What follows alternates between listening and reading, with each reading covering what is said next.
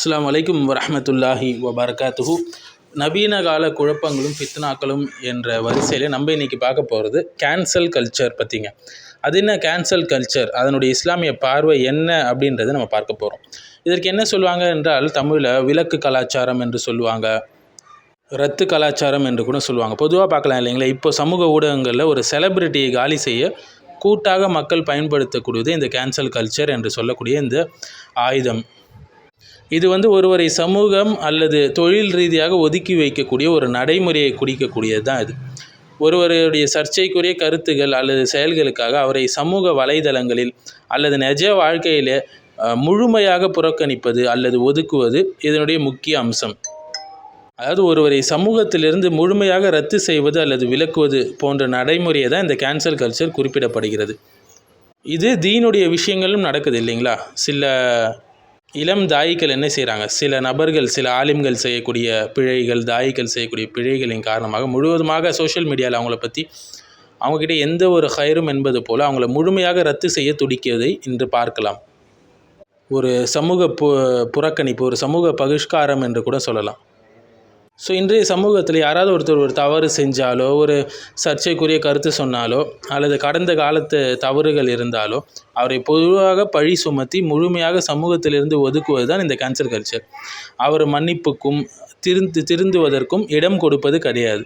இது பெரும்பாலும் நியாயமின்றி மற்றும் கடுமையாக செயல்படுத்தப்படுகிறது.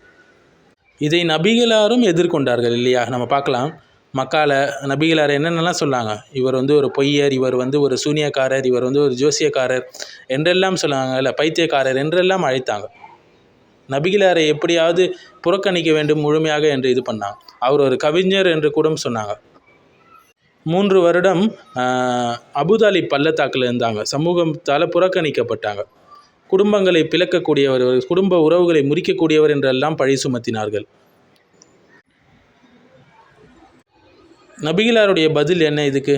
உண்மையை விட்டும் எல்லளவும் அவங்க கைவிடலை. சூரியனை என்னோட வலப்புறத்திலும் சந்திரனை என்னுடைய இடப்புறத்தில் வச்சாலும் நான் இதை விட்டு விட மாட்டேன், இந்த தௌஹீதை எடுத்து சொல்வது என்று சொன்னாங்க. பகைமையில் கூட ஒழுக்கத்தை வெளிப்படுத்தினார்கள் நபி ஸல்லல்லாஹு அலைஹி வஸல்லம் அவர்கள். சமூகத்தால் ஒதுக்கப்பட்டவர்களை உயர்த்தினாங்க. பிலால் ரதியல்லாஹு அன்ஹு, சல்மான் ஃபாரிசி, சுஹைப் அல் ரூமி எல்லோரும் நபிகளாருடைய ஆளுமையில் வளர்ந்தார்கள். பிற்காலத்தில் தலைவர்களாக ஆனார்கள். ஸோ இந்த கேன்சல் கல்ச்சரில் ஒரு வார்த்தையை ஒருத்தர் தவறாக சொல்லிவிட்டால் வாழ்நாள் முழுவதும் அவரை புறக்கணித்து தண்டனைக்குரியது. ஆனால் இஸ்லாமிய கொள்கை என்ன?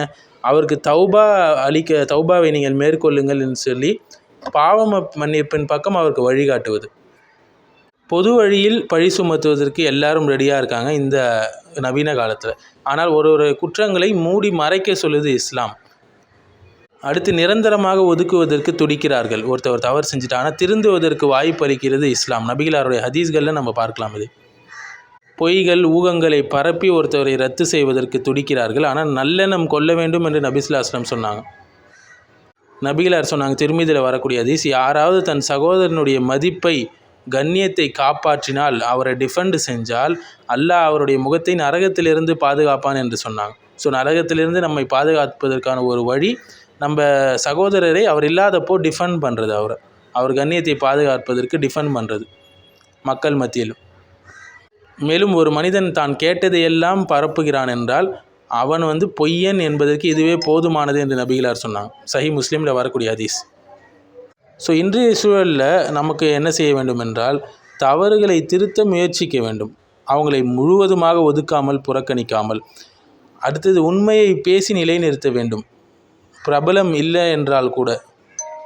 ஸோ இன்றைக்கி இந்த கேன்சல் கல்ச்சர் என்பது எப்படி செயல்படப்படுதுன்னா, ஒருத்தருடைய கேரக்டரை அசாசினேஷன் பண்ணுறது அல்லது பாய்காட் பண்ணுறது, மீடியா மூலியமாக பொய்களை பரப்பி விடுவது, மீடியா மேனிப்புலேஷன் செய்கிறது, அவங்களுடைய கரியரை டிஸ்ட்ராக்ட் பண்ணுறது, அவங்களுக்கு லஞ்சத்தை கொடுத்து அவர்களுக்கு பதவி கொடுக்குறேன் என்று சொல்லி பெண்களின் மூலியமாக இப்படியாவது அவங்களை கரியரை டிஸ்ட்ராக்ட் பண்ணணும் என்பது.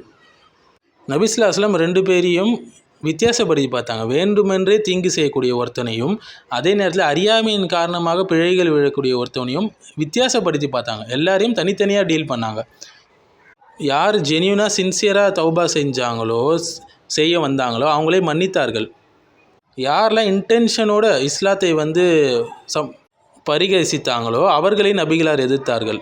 ஸோ கேஸ் பை கேஸ் நபிகளார் அணுகினார்கள். நபிகளார் ஹாத்திப் இப்னு அபி பல்தா விஷயத்தில் எப்படி நடந்து கொண்டார்கள் என்று பாருங்கள். ஒரு இராணுவத்துடைய ரகசியத்தை அவர் என்ன செஞ்சிட்டார், மக்கத்து குறைஷிகள்கிட்ட வெளிப்படுத்திட்டார் தங்களுடைய குடும்பத்தை காப்பாற்றுவதற்காக. நபி ஸல்லல்லாஹு அலைஹி வஸல்லம் என்ன செஞ்சாங்க, அவருடைய பத்ர் சஹாபி அவரை முழுமையாக இந்த கேன்சல் கல்ச்சர் என்பதை செய்யவில்லை, முழுவதுமாக புறக்கணிக்கவில்லை. உமர் ரலியல்லாஹு அன்ஹு சொன்னபோது அவர் என்னிடம் வில்லுங்கள் நான் பார்த்து கொள்கிறேன் என்று சொன்னபோது உமரே அவர் பத்ரி அவர் பத்ரு சஹாபி அவர் பத்ரில் கலந்து கொண்டவர்களே அல்லாஹ் மன்னித்து விட்டேன் என்று சொல்லவில்லையா? இன்றைய கால சூழலில் இது தேச துரோகம் என்று கூட சொல்லுவாங்க. ஸோ தவறுகள் இருந்தாலும் முழுமையாக நபிகளாரை ஒதுக்கவில்லை, அவங்களை யார் என்று பார்த்தார்கள்.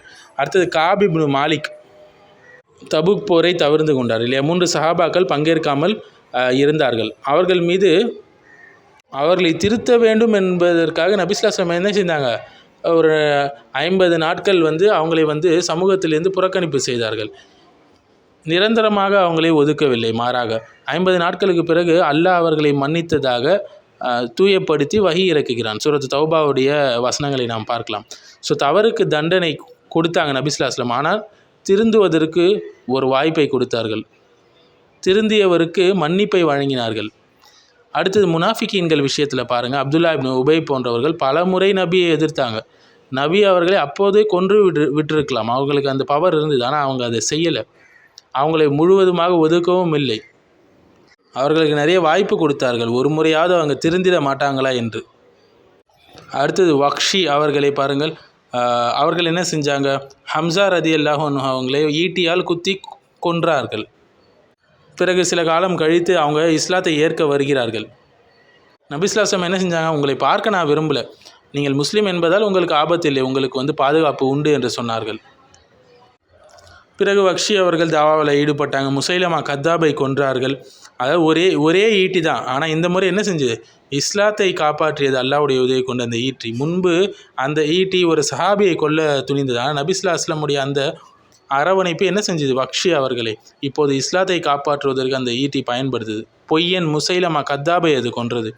அடுத்து பாருங்கள், ஹிந்தா பின்த் உத்பா அபு சுஃபியான் இப்னு ஹர்புடைய மனைவி. இவங்க பத்ரில் தன்னுடைய தந்தை உத்பா மகன் சகோதரன் இறந்ததுனால ஹம்சா மீது கடும் வெறுப்பு கொண்டிருந்தாங்க. உஹதில் ஹம்சாவை எப்படியாவது கொன்னுடணும்னு சொல்லி பிளான் பண்ணாங்க. ஹம்சா அவர்களும் கொல்லப்பட்டார்கள். ஃபத்ஹ் மக்காவுடைய வெற்றி நேரத்தில் ஹிந்தா கன்வெர்ட் ஆகிறாங்க இஸ்லாத்துக்கு, அது முஸ்லீமாக மாறி வருகிறாங்க. ரசூலுல்லாஹ்கிட்ட நான் ஹிந்தா என்னை மன்னித்து விடுங்கள் என்று சொன்னாங்க. நபி ஸல்லல்லாஹு அலைஹி வஸல்லம் என்ன செஞ்சாங்க, அவங்களே மன்னித்தார்கள். பிற்காலத்தில் ஹிந்தா அவர்கள் என்ன செய்தார்கள், இஸ்லாத்தில் ஒரு உண்மையான வீர பெண்மணியாக அவர்கள் ஆனார்கள்.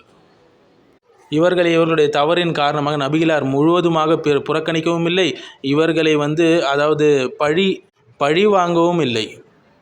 இவர்களை நபிகளார் மன்னித்தார்கள் என்பதனால் வக்ஷி என்ன செஞ்சார், முசைலாமாவை கொல்வதன் மூலம் இஸ்லாத்துக்கு பயனளித்தார். ஹிந்தா இஸ்லாத்தில் சேர்ந்து பெண்களுக்கு ஒரு முன்னோடி பெண்மணியாக ஆனாங்க. ஸோ இஸ்லாமில் கேன்சல் கல்ச்சர் என்பது இல்லை.